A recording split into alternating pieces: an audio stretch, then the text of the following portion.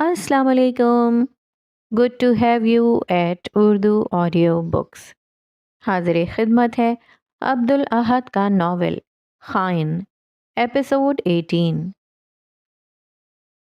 کیا کہہ رہے ہو؟ اس وقت کوئی کیوں آئے گا؟ بختیار مجاہد اکبر کے شانہ بشانہ چلتے ہوئے منڈپ سے دور ہو رہے تھے. جبری مسکراہٹ کا خول اتار دیا تھا. ان کی پیشانی پر تیوری چڑھی ہوئی تھی. خبس زدہ موسم نے ویسے ہی جینا دوبھر کر دیا تھا، اوپر سے اس نووارد آفت نے ان کا انگ انگ زچ کر دیا تھا. ان لوگوں کو اس بات کا خیال تک نہ رہا کہ ہماری بیٹی کا نکاح ہے آج. وہ تنفن کرتے ہوئے بولے. مٹھیاں کھل جاتی پھر خود ہی بھینچ بھی لیتے. دل چاہتا تھا کہ کہیں سے پتھر اٹھا کر اپنا سر پھاڑ لیں. آپ بات تو کر لیں، انہیں غلط فہمی ہوئی ہے شاید، بات کرنے سے دور ہو جائے گی. اکبر مسلسل ان کے مشتعل اعصاب پر برف رکھنے میں کوشاں تھے، مگر بختیار مجاہد کے پروان چڑھتے ہوئے اشتعال کو کوئی کنارہ میسر نہ ہوا. صورت ہنوز سرخ تھی، آنکھوں میں لہو تیر رہا تھا. اکبر کو کھٹکا لگا. میں نے سنا ہے وہ لوگ بے حد بھڑکے ہوئے ہیں، اس لیے غصے کو دبا کر رکھیے گا بھائی جان. اکبر نے بختیار کا کندھا تھپک کر انہیں پرسکون کرنا چاہا، مگر بختیار نے کندھوں کو جھنجھلا کر ان کی کوششیں رد کیں. ان کے غصے کی تو ایسی کی تیسی، ہم ایک ایک کو دیکھ لیں گے. ہم ایک ایک کا گریبان پکڑ کر ان سے اس بد فعلی کا حساب لیں گے. وہ آپے سے باہر ہوتے ہوئے گردن اکڑا کر اور انگلی ہلا ہلا کر بولے. مردوں کا جمع غفیر باغ کے داخلے پر ان کی راہ تک رہا تھا. غسیلی خون آلود آنکھیں، بھینچی ہوئی مٹھیاں، بل آلود پیشانیاں، ان کے اجڑے ہوئے متوحش حال احوال بختیار مجاہد کو معاملے کی سنجیدگی اور گھمبیرتا کے بے گمان ہونے کا پتہ دے رہے تھے. کون سی آفت ٹوٹ پڑی ہے جو اس چیز کا لحاظ کیے بغیر کہ ہماری بیٹی رضائے الہی سے رخصت ہونے والی ہے ہمارے پاس آن پہنچے ہو؟ وہ ہر فرد کی آنکھوں میں آنکھیں ڈال کر دہاڑے. ایسے میں ایک نوجوان سامنے آیا، سر پر نوابوں والی ٹوپی، نیلا اچکن اور سفید شلوار جو بے شکن تھی. بختیار مجاہد کالونی کے ہر گھر کے ہر مرد کو بخوبی جانتے تھے، مگر وہ آدمی انہیں پہلی دفعہ دکھا تھا. اس کے باوجود نہ جانے کیوں اس کی کتھئی آنکھوں میں ان کے لیے اتنی گہری نفرت جھلک رہی تھی، جیسے وہ کوئی برسوں پرانا شناسا ہو جو کسی پرانی زیادتی کا حساب برابر کرنے آدھم کا ہو. آنکھوں کی شناسائی ایک طرفہ تھی. یہ بات انہیں اندر ہی اندر بری طرح دہلا گئی. وہ سٹ پٹا کر اسے اوپر سے نیچے گھورتے رہ گئے. ہم لوگ اپنی عزتوں کی خاطر یہاں آئے ہیں، جو آپ کے گھر کے ایک فرد کی وجہ سے داؤ پر لگ گئی ہے. وہ انگلی بلند کیے ٹھہر ٹھہر کر بولا. آنکھوں میں جاہو جلال رقم تھا. بختیار مجاہد جھنجلاہٹ کے باعث راشا زدہ ہوئے. کیا اول فول بک رہے ہو؟ انہوں نے ہاتھ باندھے اور قدم بڑھاتے ہوئے اس کی آنکھوں میں آنکھیں ڈالیں. دونوں کے درمیان محض 2 انچ کا فاصلہ رہ گیا تھا. وہ انہیں یوں دیکھ رہا تھا جیسے ان کا سب سے بڑا حریف ہو. اور تم ہو کون آخر؟ کل کے آئے لڑکے ہمارے اوپر کیچڑ اٹھا لو گے؟ ہاں، ابھی اسی وقت میری نظروں سے دور ہو جاؤ. ان کے آدمی اس آدمی کا گریبان پکڑنے کو بےتاب تھے. اکبر نے ان کے کندھے پر ہاتھ جمایا، گویا ان کے ارادوں کو بھانپ چکے ہوں. میں عبداللہ ہوں، اس محلے کا ایک غیرت مند مرد. مجھے آنکھیں دکھا کر تم اپنی کمظرفی اور بے غیرتی پر پردہ نہیں رکھ پاؤ گے، اس لیے اپنی کھوکھلی مردانگی جھاڑنے کے بجائے 2 ٹکے کی رنڈیوں کو ان کی پناہ گاہوں سے نکالو. وہ حلق پر زور دیے دہاڑا. بختیار مجاہد کا سر دیگچی میں ابلتے ہوئے پانی جتنا گرم ہوا. ان کا جی چاہا کہ ایک تھپڑ لگا کر اس آدمی کو فرش بوس کریں اور بیچ گلی اس کی ایسی کٹائی کریں کہ اس کی 7 نسلوں کو عبرت حاصل ہو. گرد و پیش میں بھڑکے ہوئے لاٹھیوں سے آراستہ مردوں کی موجودگی نے انہیں روک لیا.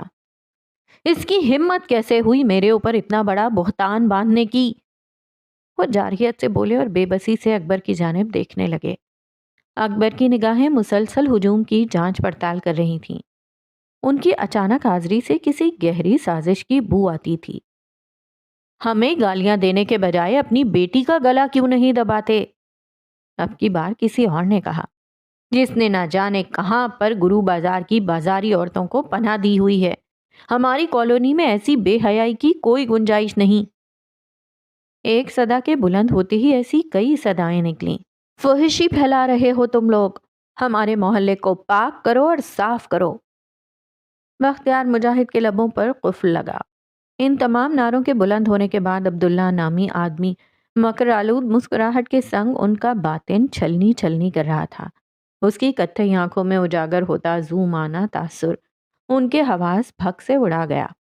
وہ شخص آخر آنکھوں آنکھ ان سے کیا کہنا چاہ رہا تھا؟ ایک عجیب مگر ناگوار خیال سے ان کی پیشانی تنگ ہوئی۔ آپ لوگ کیا چاہتے ہیں؟ اپنے بھائی کی بدحواسی دیکھ کر اکبر نے بات جاری رکھی۔ ابھی کے ابھی جہاں بھی ان بازاروں کو چھپا رکھا ہے نکالو، انہیں وہاں بھیجو جہاں سے آئی ہیں، ورنہ ہم سے برا کوئی نہیں ہوگا۔ ان کی نظر کئی لوگوں کے ہاتھوں پر گئی۔ بعض ہاتھوں میں مٹی کے تیل سے بھری ہوئی کانچ کی بوتلیں تھیں۔ سر پر منڈلاتے خطرات کے سبب انہوں نے صورت سے گردن ازبات میں ہلائی۔ تم لوگ فکر نہ کرو، ہم اس معاملے کی تصدیق کر کے ابھی آئے۔ اگر واقعی میں ایسا ہو رہا ہے تو ہم ابھی اسی وقت ان عورتوں کو ان کے ٹھکانے بھیج دیں گے۔ انہوں نے بختیار کی پیٹھ سہلائی جیسے ہوش دلانا چاہتے ہوں۔ عبداللہ نے آس پاس متلاشی نظروں سے دیکھا کہ شاید کوئی اعتراض کرے، مگر سب کو خاموش پا کر اس نے خود ہی معترض ہونے کا فیصلہ کیا۔ ہم بھلا کیوں انتظار کریں؟ خدا کہتا ہے کہ برائی کو جلد از جلد ختم کیا جائے۔ کیوں بھائیوں؟ کیا تم خدا کی ناراضگی کے مرتکب ہونا چاہتے ہو؟ اس کے کہتے ہی ہجوم نئے سرے سے جوش میں آ گیا۔ بختیار کچھ کہنے کو آگے بڑھے ہی تھے کہ اکبر ان سے پہلے بول اٹھے۔ آپ سب ٹھیک ہی کہتے ہیں، لیکن میرے بھائی نے اس محلے کے لیے کیا کیا خدمات انجام دی ہیں کسی سے چھپی نہیں ہیں۔ ہم عزت دار لوگ ہیں، بس عزت سے معاملہ طے کرنا چاہتے ہیں۔ کسی کی بیٹی کی شادی ہے، اس بات کا لحاظ کر لیں اور ہم لوگوں کو بس تھوڑی سی مہلت دے دیجیے۔ عبداللہ نے آس پاس نظریں گھمائیں۔ سب کی ازبات میں ہلتی ہوئی گردن دیکھ کر وہ مایوس کن آہ خارج کرتے ہوئے 2 قدم پیچھے کھسک گیا۔ اگر تم لوگ ہم سے مہلت مانگ کر فرار ہو گئے تو؟ عبداللہ نے ہاتھ بلند کیے کہا۔ کٹیلی نگاہ سے بختیار مجاہد کا بدن 2 حصے کیا۔ وہ اب تک اس کی نگاہوں کی نوعیت کو سمجھنے سے قاصر تھے۔ ذہن پر بہتیرا زور ڈالنے کے باوجود انہیں یاد نہ آیا کہ اس نوجوان کے ساتھ انہوں نے کون سا ظلم کب کیا تھا کہ وہ انتقام لینے نہ جانے کہاں سے نمودار ہوا تھا۔ اس بات کی ضمانت کے لیے میں آپ سب کے سامنے کھڑا رہوں گا۔ اگر آپ کو لگے کہ ہم فرار ہو رہے ہیں تو میری جان کسی بھی وقت لی جا سکتی ہے۔ اکبر نے سینے پر ہاتھ رکھ کے کہا۔ عبداللہ نے گردن جھٹک دی۔ اکبر بختیار مجاہد کے کان میں جھکتے سرگوشی کرنے لگے۔ یہ وقت ہوش کھو دینے کا نہیں بھائی جان، سنبھالیے خود کو اور ابھی جائیے یاسمین کے پاس، کوئی تماشا نہ کھڑا کیجیے گا۔ ہم زیادہ دیر تک تو اس بات کو دبا نہیں پائیں گے، مگر کم از کم اس ہجوم کو مطمئن کر کے رخصت کر سکتے ہیں۔ اور ہاں، اگر یاسمین کا جواب مثبت نہ ہو تو نور العین کو شگفتہ کے گھر بٹھا کر معاملہ گھر جا کر سلجھائیے گا۔ بختیار مجاہد کو چبوترے کی اور بڑھتا دیکھ کر ایک دفعہ پھر سے ہر سمت کھلبلی سی مچ گئی۔ مہمان اپنی نشستوں کو چھوڑ کر ان کی جانب آنے لگے۔ یاور کے برابر میں بیٹھے مصدق کی پیشانی بل آلود ہوئی اور آنکھیں ناگواری کے باعث چھوٹی ہوئیں۔ معذرت کے ساتھ مگر ہمیں یہ نکاح آدھے 1 گھنٹے کے لیے ملتوی کرنا ہوگا۔ گلاب فاطمہ نے آنکھیں پھیلائے قمیص کا دامن مٹھی میں دبوچا۔ درخشاں نے ہیبت کے سنگ ساس کو مڑ کر دیکھا۔ ماں اور دادی کی آہیں سن کر نور العین مجاہد نے شریانوں میں سکون اترتا ہوا محسوس کیا۔ اگر کسی مسئلے تلے پریشان ہو تو ہم سب کو کھل کر بتا سکتے ہو، مصدق نے بھویں اکٹھا کیے قدرے نمکین لہجے میں کہا۔ بختیار مجاہد تکلفانہ سا مسکرائے اور سر کو خم دیا۔ نہیں مصدق صاحب، بس آپ سے گزارش ہے کہ لڑکوں کو کہہ کر کھانا کھلوا دیں۔ ہمارے گھر کا ایک ذاتی مگر چھوٹا سا معاملہ ہے جو ہم سلجھا کر جلد لوٹ آئیں گے۔ آج کی رات نکاح تو ہم ہر قیمت پڑھوائیں گے۔ انہوں نے بااعتماد لہجے میں کہا اور اچٹتی نگاہ نور العین کے اوپر ڈالی۔ نور العین نے لبوں کو مسکراہٹ میں ڈھالا۔ آنکھوں میں ایسا تاثر ابھرا جیسے ابا کو کوئی نامعلوم چیتاونی دینا چاہتی ہو۔ ان کی نگاہ نور العین کے عقب میں کھڑی یاسمین پر ٹھہری۔ وہ نظریں جھکائے ساری کاروائی سے لا تعلقی برتے یہ گمان بھی نہ کر سکتی تھی کہ یہ آفت کس طرح اپنے نوکیلے پنجے اس کی گردن میں گاڑنے کو تڑپ رہی تھی۔ یاسمین! ان کی قدرے مستحکم پکار پر وہ چونکی۔ ہمارے ساتھ چلیے۔ وہ بس اتنا سا کہہ کر مڑ گئے، ہلکے ڈگ بھرتے ہوئے چبوترے سے دور جانے لگے۔ یاسمین اطراف میں نظریں دوڑاتے چبوترا پھلانگ کر اتر گئی۔ ابا کے انداز سے اسے اتنا تو علم ہو گیا تھا کہ حالات ایک ناگوار موڑ لینے والے تھے، اور کوئی نہ جانتا تھا، یاسمین مجاہد خود بھی نہیں، کہ آنے والے چند گھنٹوں میں وہ ظلم و ستم کے ایسے دشتے گریان سے گزرنے والی تھی کہ وہ گھنٹے کے ہر منٹ، منٹ کے ہر سیکنڈ میں موت کی دعائیں مانگے گی، مگر نہ موت آئے گی، نہ آدھے لمحے کی راحت مقدر بنے گی۔ آج شب یاسمین مجاہد کی زندگی ہی اس کی سب سے بڑی سزا تھی۔ رش سے قطعی فاصلے پر پہنچ کر مسافت قطع ہوئی۔ وہ بہرحال باغ کا ہی ایک گوشہ تھا، مگر شور شرابے اور لوگوں کی دخل اندازی سے محروم۔ بلند قامت درخت ہوا کے بہاؤ پر دھیرے دھیرے جھلملاتے ہوئے باپ بیٹی کو سایہ فراہم کر رہے تھے۔ یاسمین مجاہد گردن اٹھائے ابا کے چہرے کو دیکھ رہی تھی۔ بلالود سرخی مائل پیشانی، گو کے ذہن والہانہ پن سے پھٹ رہا ہو، خون میں رنگی ہوئی آنکھیں اور وقتاً فوقتاً جاری ہوتی گہری سانسیں گویا پیغام مرگ پہنچا رہی تھیں۔ عقل و شعور احساس اعتماد کے ہمراہ دنیا سے کوچ فرما گیا تھا۔ چاروں طرف خوف و ہراس کا دندنا تھا۔ یاسمین، تھر تھراتے ہوئے پتوں کی سرگوشی کو چیر کر ابا جان کی آواز گونجی۔ یہ تحکم آویز ٹھہری ہوئی آواز ابا کے ظاہر کے برعکس معلوم ہوتی تھی۔ اس نے گھبراہٹ کے مارے اپنے کرتے کا دامن سہلایا۔ اس وقت ہم اپنے غصے کو بہت مشکلوں سے قابو کیے ہوئے ہیں۔ انہوں نے انگلی اٹھائے دانت پیس کر کہا، پھر خوف بشر سے اطراف میں نظریں گھمائیں اور انگلی نیچے کی۔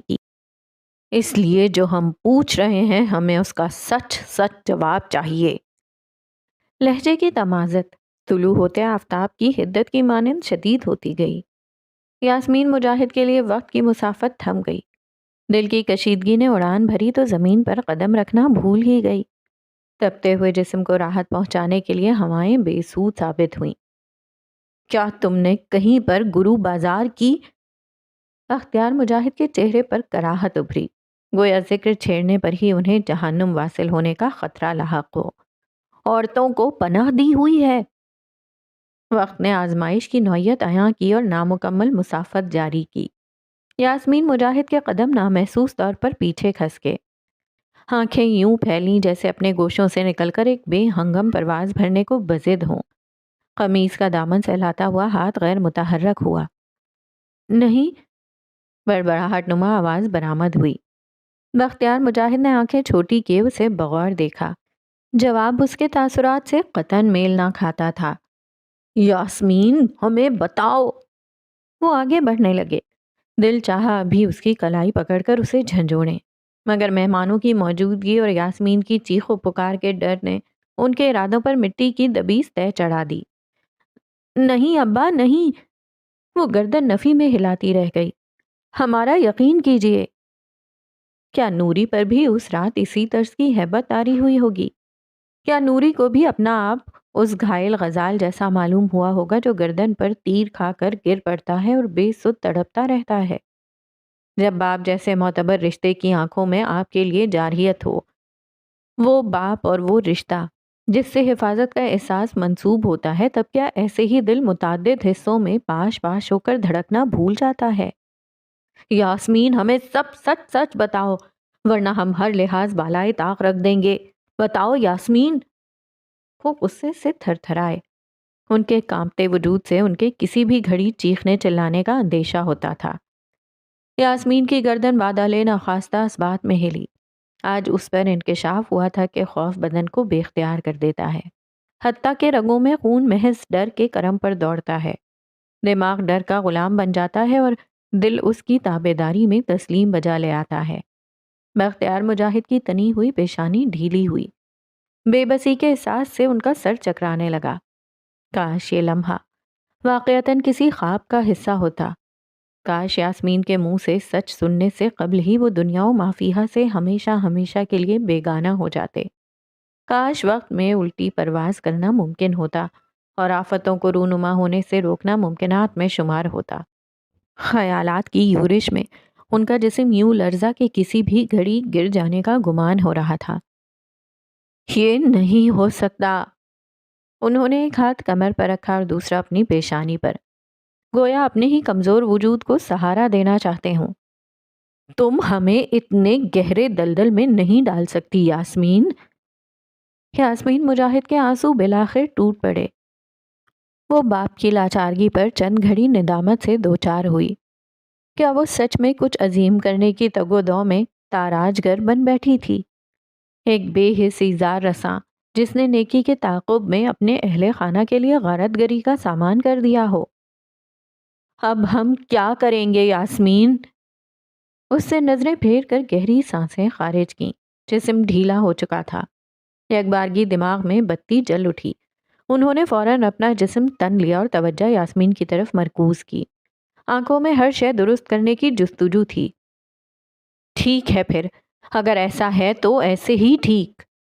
وہ بھپرے اعصاب کو بدقت سنبھالتے ہوئے بولے اور یاسمین کی کلائی سختی سے دبوچ لی۔ تمہیں ابھی اسی وقت ہمارے ساتھ چلنا ہوگا۔ اسے تقریباً گھسیٹتے ہوئے وہ باغ کے پچھواڑے کی طرف جانے لگے۔ اس لمحے یاسمین مجاہد کو اپنا وجود ایک ذرے جتنا بے ضرر محسوس ہوا، گویا خاک میں گم ایک چیونٹی جس کے قدموں کی چاپ، بے آواز صدائیں کوئی نہیں سنتا۔ ہمت کے کوہسار ڈھہ چکے تھے، نیتوں کا ایقان ماند پڑ چکا تھا۔ او خدایا، اتنے سارے لوگ! گلابی قمیض اور شرارے میں ملبوس چھمی کی تیز ترار آواز نے کمرے کی خاموشی کو توڑ دیا۔ چوڑیوں کی کھنک، بالیوں کی ٹھن ٹھن اور ایک چلبلاہٹ اس لڑکی سمیت جیسے سب کمرے میں آیا۔ وہ پراندے کے ساتھ گوندھی گئی چوٹی کبھی دائیں کندھے کے آگے لے آتی اور کبھی بائیں۔ نورالعین مجاہد نے کھل کر سانس لینے کے لیے گھونگھٹ سر سے کھینچ اتارا تھا۔ وہ ٹکٹکی باندھ کر کھڑکی سے باہر جھانک رہی تھی۔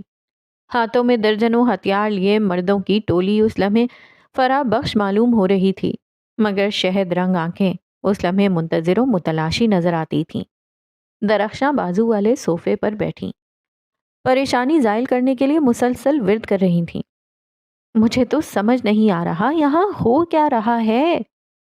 وہ کمرے میں گول دائرے میں تیز تیز چکر کاٹتے ہوئے بول رہی تھی۔ اس کی پتلی آواز اور زیورات کی کھنکھناہٹ کمرے کے تناؤ سے دو چار فضا میں بارہا مخل ہوتی۔ اوپر سے ان کے حلیے تو دیکھیں چچی جان اور دلہن بھابی، میں نے تو اتنے غسیلے مرد آج تک نہیں دیکھے۔ بالآخر وہ چکر لگا لگا کر تنگ آئی اور جھٹکے سے درخشاں کے برابر میں بیٹھی۔ صوفے پر تھرتھراہٹ اور چھمی کی اچانک واردات پر درخشاں کا دل بلیوں اچھلا۔ وہ گہری سانس لیتے ہوئے تھوڑا دور ہوئیں۔ اس وقت اس لڑکی کی باتیں ان کی پریشانی گھٹا تو ہرگز نہ رہی تھیں۔ تم فکر کیوں کرتی ہو؟ درخشاں دوپٹے سے پیشانی پر نمودار ہوتا پسینہ پونچھتے ہوئے بولی۔ سرتاج نے کہا تھا وہ یہ معاملہ سنبھال لیں گے۔ انہوں نے نظریں کھڑکی سے پھیر لیں۔ چھمی نے چوڑی دار دوپٹی اپنی انگلیوں پر لپیٹتے ہوئے زوردار قہقہا بلند کیا۔ اس کی آواز نورالعین کے کانوں میں سوئیاں چبھو رہی تھی۔ اس نے انگلیوں سے اپنی پیشانی مس لی۔ جی چچی جان، آپ ٹھیک ہی کہہ رہی ہوں گی، مگر میرا دل گھبرا رہا ہے۔ اس نے پلکیں تقریباً بند کرتے ہوئے مصنوعی ہلکان انداز میں کہا۔ درخشاں نے اس لڑکی کو اوپر سے نیچے دیکھتے ہوئے ہاری ہوئی سانس خارج کی۔ کیا اس وقت اس کی چپڑ چپڑ بند کروانے کا کوئی جادوئی طریقہ میسر نہ تھا؟ میرے کتنے خواب تھے آج کے دن کے لیے، میں نے کیا کیا نہیں سوچا تھا۔ ابھی مجھے دلہن بھابھی اور بھائی جان کے ساتھ مل کر کتنی رسمیں کرنی تھیں۔ نورالعین کے نتنے پھولے اور لبوں سے دبی دبی سسکاری نکلی۔ کیا اس لڑکی کو خاموش ہونا سرے سے سکھایا ہی نہ گیا تھا؟ میں نے برادری کی سب لڑکیوں سے کہا تھا کہ صبح کا ناشتہ ہماری طرف کرنا اور ہم مل کر دلہن بھابھی کو ملیں گے اور ان سے خوب باتیں بھی کریں گے۔ پھر بتائیے، کیا میری پریشانی حق بجانب نہیں؟ اس کی جواب طلب نگاہیں دیکھ کر درخشاں کو احساس ہوا کہ انہیں ورد روک کر کچھ نہ کچھ کہنا پڑے گا۔ وہ کمزور سا مسکراتی ہوئی بولیں، بالکل تم بے فکر رہو، تمہاری ساری خواہشات پوری ہوں گی۔ اس کے سر پر نرمی سے ہاتھ رکھا اور نظریں جھکا لیں۔ چھمی بھرپور مسکرا دی اور نورالعین کو دیکھنے لگی۔ رسم، ناشتہ اور باتیں، اوہ چھمی، آپ اپنی معصومیت میں بسا اوقات احمقانہ پن کی ہر حد پار کر دیتی ہیں۔ اندر ہی اندر طلعہ بھر کر سوچا۔ یکبارگی دروازے کے قریب آہٹ ہوئی۔ نور العین کے علاوہ ہر کسی کی نظر دروازے پر پڑی۔ چاندنی رنگ کے ہلکے کامدار جوڑے میں ملبوس گلاب فاطمہ کھڑی تھیں، چہرے پر جہاں بھر کی تکان، آنکھوں میں خالی پن۔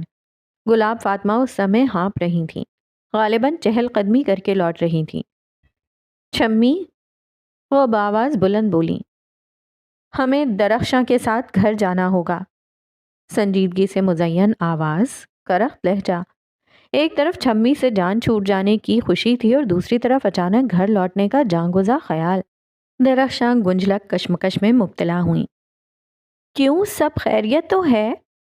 چھمی نے تجسس سے استفسار کیا۔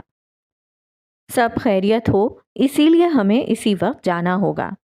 کیا آپ ہماری درخواست پر بس کچھ دیر نور العین کے ساتھ ٹھہر سکتی ہیں؟ اس سارے ہنگامے میں نور العین مجاہد کی گردن پہلی مرتبہ گھومی تھی۔ وہ صبح سے شام تک سمیہ چودھری کی بے لگام اور بے تکی بک بک کو کسی عذاب کی طرح برداشت کر رہی تھی۔ وہ لڑکی نہیں تھی، الفاظ کی بے ربط ندی تھی۔ اس کے پاس ہر بات کے لیے 100 باتیں تھیں۔ ہر خاموشی کے آخر میں ایک نیا شور۔ اس کے ساتھ تنہا رہنے کا خیال ہی نور العین کے لیے کسی قید بے زنجیر سا تھا۔ لیکن اماں، اتنی جلدی میں کیوں؟ درخشاں سینے پر ہاتھ رکھ کر بولی۔ ہم آپ کو سب بتائیں گے درخشاں، فی الحال وقت ضائع کیے بغیر ہمارے ساتھ چلیں۔ وہ حکم صادر کیے باہر جانے لگیں۔ درخشاں نے ترنت پیر چپلوں میں گھسیڑے۔ جانے سے قبل ایک نظر کمرے میں گھما کر چھمی کو دیکھا۔ چھمی، نوری کا خیال رکھنا، اللہ حافظ۔ الوداعی کلمات ادا کیے وہ بھی چلی گئیں۔ اب وہ دونوں کمرے میں اکیلی رہ گئیں۔ چھمی دوپٹہ جھٹک کر تقریباً چھلانگ لگاتے ہوئے اٹھ کھڑی ہوئی۔ کمرے کا مختصر چکر لگانے کے بعد نور العین کے بازو میں ہاتھ پھیلا کر بیٹھی اور گردن موڑ کر پلک جھپکائے بنا اسے رشک سے دیکھنے لگی۔ نور العین اس لڑکی کو دیکھتے ہوئے تذبذب کا شکار ہوئی۔ دل کو دھڑکا سا لگنے لگا۔ آپ گھبرائیں نہیں، سب ٹھیک ہو جائے گا۔ ویسے بھی چھمی آپ کے ساتھ ہے، دل بہلا دے گی۔ بہرحال اب تو ہمارا زندگی بھر کا ساتھ ہے۔ وہ تالی پیٹ کر کھلکھلانے لگی۔ نور العین نے ہیبت سے چھمی کو دیکھا۔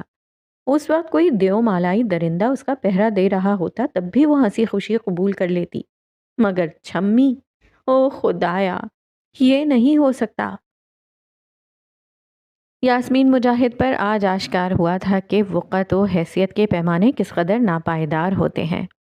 یہ دنیا انسان کو ایک عمل خیر پر مسند شرف بخشتی ہے تو اس انسان کی معمولی سی لغزش پر اسے مسند سے گرا کر اوندھے میں پاتال میں گاڑ دیتی ہے۔ یہاں کوتاہیوں کے حساب سے بغض اور رنجشوں کے دفاتر بھر دیے جاتے ہیں، مگر نیکی کا اعمال نامہ سرے سے خالی رہ جاتا ہے۔ یاسمین مجاہد کو ہر مرتبے اور وقار سے محروم کیے گھر میں گھسیٹ کر لایا گیا۔ طعام گاہ کے وسط میں اس کے اشاروں سمجھوتوں کو پسے پشت دھکیل کر کھڑا کیا گیا، گویا کوئی ملزم ہو جو قاضی کے سامنے پیش ہوا ہو۔ مقابل کی آنکھ میں اس کے لیے بے اتنائی تھی، گویا وہ جانور ہو جسے ذبح کرنا ہو، اور ایسی لاتعلقی گویا وہ کوئی اچھوت انسان ہو جس سے گناہ کبیرہ سرزد ہو گیا ہو، جس کی زندگی کی تمام ریاضتیں ایک لمحے کے اندر دھوئیں کی صورت ہوا میں تحلیل ہو گئی ہوں۔ وہ نظریں جھکا کر کلائی میں پڑے سرخ نشانات دیکھ کر بے اختیار اس رات کا سوچنے لگی جس رات نور العین بھی اپنے مجروح کردار کی صفائیاں پیش کر رہی تھی۔ آج اسے احساس ہو رہا تھا کہ تماشائی بن کر اپنی بہن کا حشر نشر بگڑتے دیکھنا بڑا استحقاق تھا، کیونکہ آج وہ ٹھیک نور العین کے مقام پر جلوہ گر تھی، لیکن نور العین کے برعکس اس کے پاس کوئی نہ تھا جس کی طرف وہ مدد طلب نظروں سے دیکھ سکے۔ اس کی درخواست کو بھی اسی طرح سے رد کیا جانا تھا جس طرح نور العین کی فریاد کو فراموش کیا گیا تھا۔ اچھا ہی تھا کہ وہ اپنوں کے غیر بن جانے کے کرب سے محفوظ رہے گی۔ اچھا ہی تھا کہ یہاں کوئی نہیں ہے۔ اچھا ہی تھا کہ اس کی چیخ و پکار افق کے تک جا پہنچیں گی اور سنسار کو ہلا کر رکھ دیں گی۔ سرے بازار اس کی حیات سلب ہوتی، اس سے بہتر تھا کہ تنہائی میں اس کے دل کی بزم اجاڑ دی جائے۔ اچھا ہی تھا کہ اس پر بیتنے والی انہونی ان دیواروں تلے دب جائے گی۔ ان کے ہر گوشے نے نہ جانے کتنی سسکیوں کا گواہ بننا ہے۔ ایک آہ مزید سن کر شاید ہی انہیں کوئی قلق ہو کہ وہ اس گھر کے مکی کی طرح پتھر دل جو بن چکی تھیں۔ ہم تم سے صرف ایک مرتبہ پوچھیں گے یاسمین، ان عورتوں کو کہاں چھپا رکھا ہے؟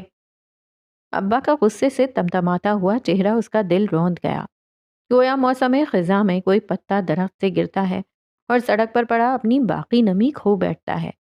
اس پر آئے دن بگھیاں اور سائیکلیں گزرتی ہوئی کچل کر چلی جاتی ہیں، یہاں تک کہ وہ چور چور راکھ ہو جاتا ہے۔ ابا جان، اس نے گلا کھڑکھڑایا، ہمیں معاف کر دیں مگر ہم آپ کو کچھ نہیں بتا سکتے۔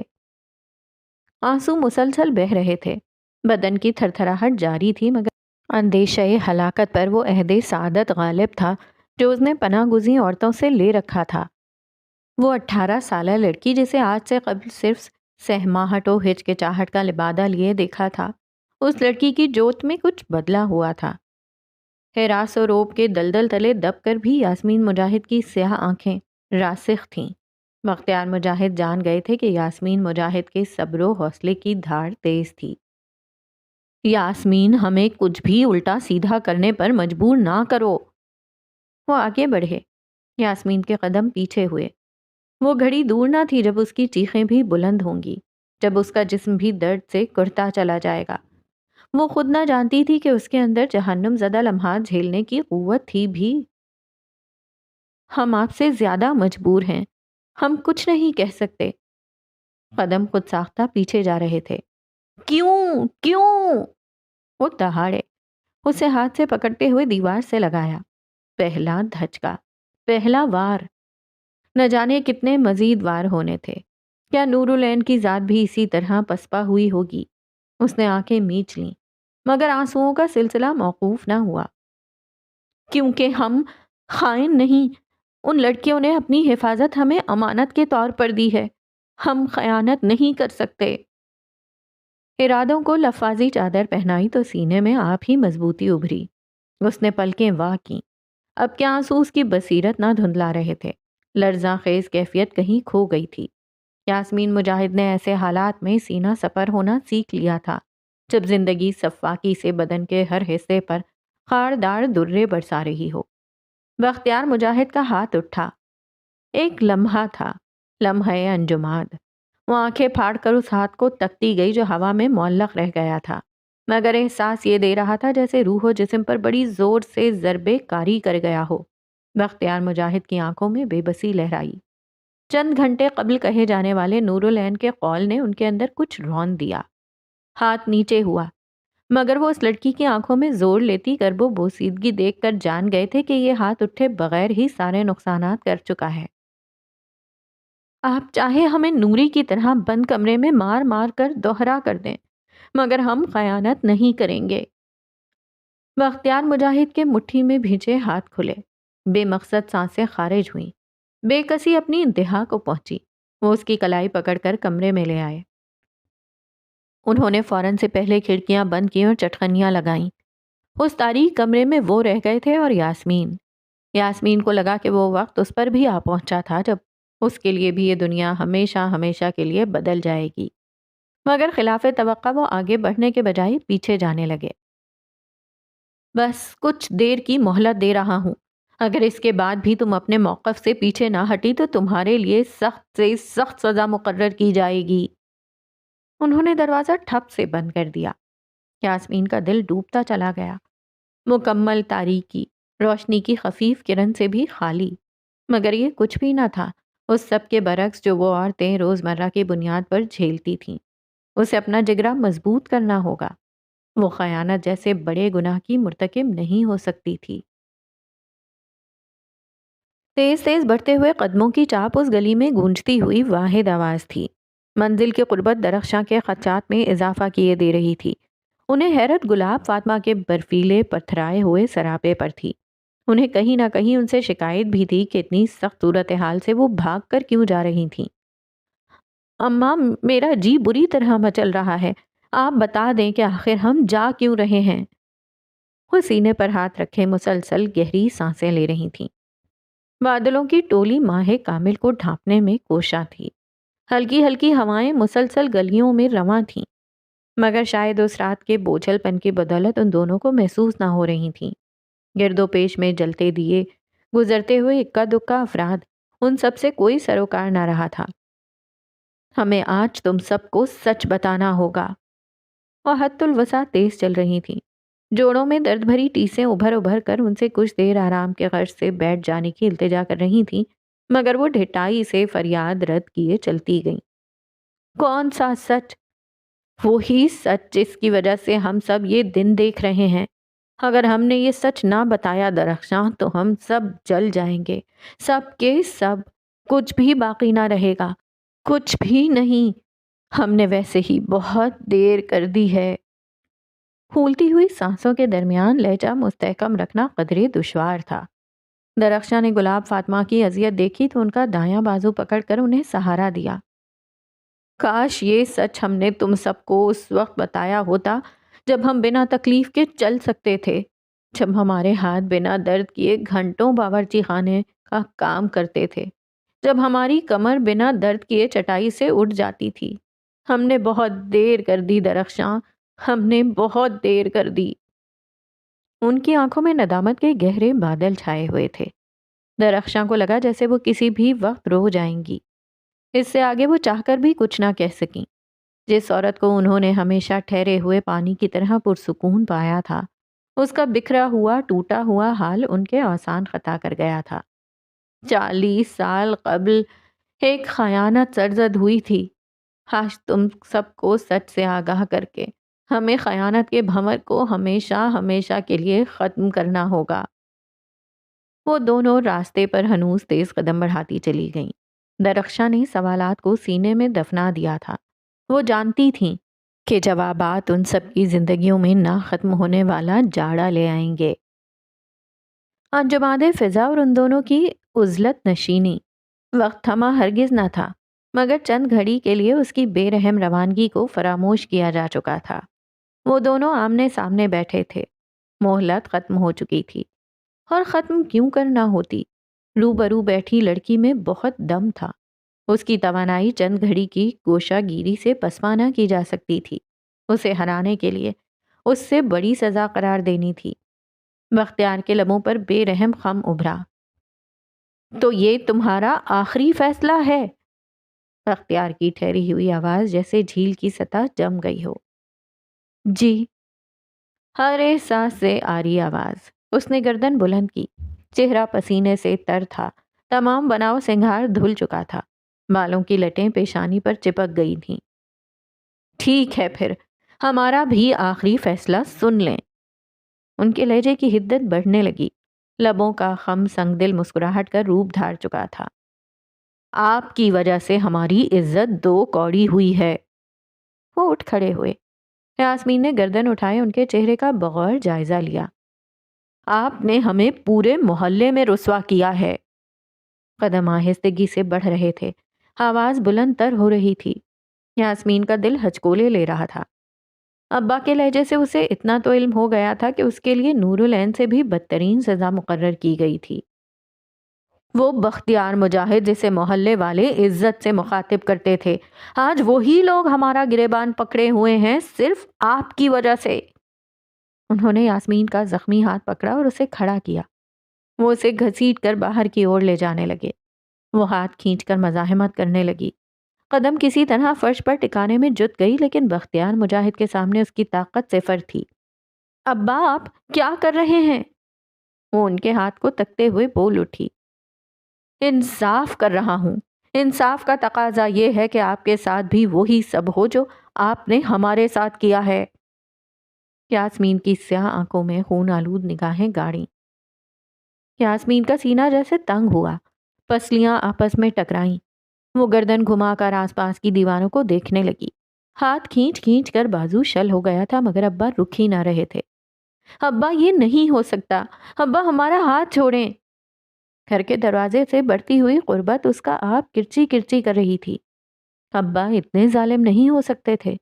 نہیں نہیں، وہ جیسی بھی تھی ان کی اولاد تھی، ان کی بیٹی۔ وہ اس کے ساتھ وہ ہرگز نہ کریں گے جو وہ سوچ رہی تھی۔ اس نے اپنے آپ کو پرسکون کرنا چاہا۔ آج ہم آپ کو اس گھر سے دھکے دے کر نکالیں گے۔ امید کا وہ کھوکھلا گھروندا ٹوٹ کر بکھر گیا۔ اس کے کانوں نے جو سنا تھا اس پر یقین کرنا دہکتے ہوئے فرش پر لوٹ جانے کے برابر تھا۔ وہ گردن نفی میں ہلاتی گئی، مزاحمت کرنے کی کوششوں کو بڑھا دیا۔ بختیار مجاہد جبڑے کس کے دانت کھچکھچاتے ہوئے پوری جان سے اس کا ہاتھ کھینچ رہے تھے۔ اس کے پیر فرش پر سست رفتاری سے گھسیٹے جا رہے تھے، ایڑیوں میں جلن ہو رہی تھی۔ اور پھر ہمارے خون کے پیاسے اس ہجوم کو یہ بتا دیں گے کہ ہماری یاسمین نامی کوئی اولاد نہیں، دانت پیس کر کہا۔ یاسمین کی سانسیں بے ربط ہوئیں، اس کی گردن بے ساختہ نفی میں ہلی، حلق سے بآواز سسکیاں نکلیں۔ ابا، سیاہ آنکھوں میں رحم کی بھیک تھی۔ آج سے ہمارا آپ کا رشتہ ختم۔ اسے کمرے کی چوکھٹ پر کھڑا کیا اور سانس بحال کی۔ آپ نے ہی ہمیں اس مصیبت میں ڈالا ہے۔ آپ سے ساری وابستگی ختم کر کے ہم اس معاملے کو یہیں دفن کر دیں گے۔ سیاہ آنکھوں سے یکے بعد دیگرے آنسو نکلے۔ ابا، ایسا نہ کریں، ہمیں اتنی بڑی سزا نہ دیں۔ آنکھوں میں بھیانک مستقبل جگمگایا۔ بختیار مجاہد دیوانہ وار مسکرائے، گردن کو جنبش دی۔ اور جو آپ نے ہمیں بنا کسی جرم کے سزا دی ہے؟ نہیں یاسمین، ہم نے آپ کو موقع دیا، آپ نے ہمیں کچھ نہ بتایا۔ اب آپ ہمارے گھر سے نکل جائیں، پھر کرتی رہیں جو آپ چاہتی ہیں۔ ایک بار پھر یاسمین کی کلائی تھامی اور اسے گھسیٹنے لگے۔ گردن کرو خود سے پھیر لیا۔ اس دوران وہ کچھ نہ کہہ سکی، ایک لفظ تک زبان سے ادا نہ کر سکی۔ ذہن میں بس ایک ہی خیال بیدار تھا کہ وہ تنہا کیا کرے گی، کہاں جائے گی، اس پورے جہاں میں جہاں ہر شخص حرص سے بھرا پڑا تھا۔ اس دنیا میں وہ کیسے گزارا کرے گی؟ کاش ابا نے اسے نوری کی طرح صرف جسمانی اذیت دی ہوتی، مگر یہاں تو اس کے سر سے چھت کھینچی جا رہی تھی۔ اس نے پہلے سے بڑھ کر مزاحمت شروع کی اور ہاتھ چھڑوانا چاہا۔ اس گھر سے ایک قدم بھی باہر نکالنا موت اور ذلت کو دعوت دینے کے مترادف تھا، لیکن بختیار مجاہد کی طاقت کے سامنے وہ کچھ نہ کر سکی، نہ ہاتھ چھڑوا سکی، نہ قدموں کو ایک جگہ روک سکی۔ ٹخنوں میں بڑھتی ہوئی تکلیف اور کمر میں اٹھتی ہوئی مروڑیں اس کا آپ کچل رہی تھیں۔ ہم کہاں جائیں گے ابا؟ وہ بلک بلک کر روتے ہوئے بولی، لیکن مقابل کا قلب قساوت اس کے لیے ہرگز نہ پگھلا۔ یہ سب ہماری نافرمانی کرنے سے قبل سوچنا چاہیے تھا۔ بالآخر اسے گھر کے دروازے پر کھڑا کیا گیا تھا، تو پھندے پر لٹکنے سے قبل مجرم ایسا ہی محسوس کرتا ہے، یاسمین نے دل ہی دل میں سوچا۔ مگر پھندے پر لٹک کر کم از کم مجرم سانسوں کے قرض سے ہمیشہ ہمیشہ کے لیے رہا ہو جاتا ہے۔ مگر جو سزا اس کے لیے طے پائی تھی اس میں ہر سانس سزا تھی، زندگی کا ہر لمحہ عذاب، ہر قدم پر اس کا آپ چھلنی ہوگا۔ جسم پر نئے زخم آئیں گے مگر وہ زخم کبھی بھر نہ پائیں گے، نہ ان کا مرہم میسر ہوگا۔ کیا واقعی وہ اتنی بڑی سزا منظور کرنے کو تیار تھی؟ بختیار مجاہد کے ہاتھ دروازے کی کنڈی تھام چکے تھے۔ وہ گردن نفی میں ہلاتی گئی۔ نہیں، ایسا نہیں ہو سکتا تھا، وہ ایک رات میں بے گھر نہیں ہو سکتی تھی۔ کنڈی کے چرچرانے کی آواز نحوست بھری سما خراش چیخوں جیسی معلوم ہو رہی تھی۔ ابا، اس نے ابا کا بازو تھاما اور بلک کر کہا۔ کنڈی کھل چکی تھی، دروازہ باہر کی طرف واہ ہوا، ہوا کے جھونکوں نے ان کے تر بدن کو چھوا۔ ایک لمحے کے لیے ذہن میں ان عورتوں کی صورتیں ابھریں، ان کی ذرا آورز داستانیں یاد آئیں، ہار مان کر ڈھہ جانے کے منصوبے پر آنچ آتی، مگر پھر دروازے سے جھانکتے ویران سڑک کے نظارے اس کا دل دہلا دیتے۔ اس نے حلق سے ڈھیر سارا تھوک نگلا۔ ہم آپ کو سب بتا دیتے ہیں، سب کچھ، لیکن ہمیں یوں بے گھر نہ کریں۔ وہ گڑ گڑائی، گردن جھکائی اور پھوٹ پھوٹ کر بے طرح رو دی۔ آج سے قبل وہ زندگی میں اتنا زیادہ نہ روئی تھی۔ ہم ہار مانتے ہیں، ہم اتنے بھی مضبوط نہیں۔ اس نے ہار تسلیم کیے اپنے ہاتھ جوڑے۔ کاش کاش کاش یہ دنیا اسی وقت انت ہو جائے، یا کاش اس کی سانسیں اسی وقت موقوف ہو جائیں۔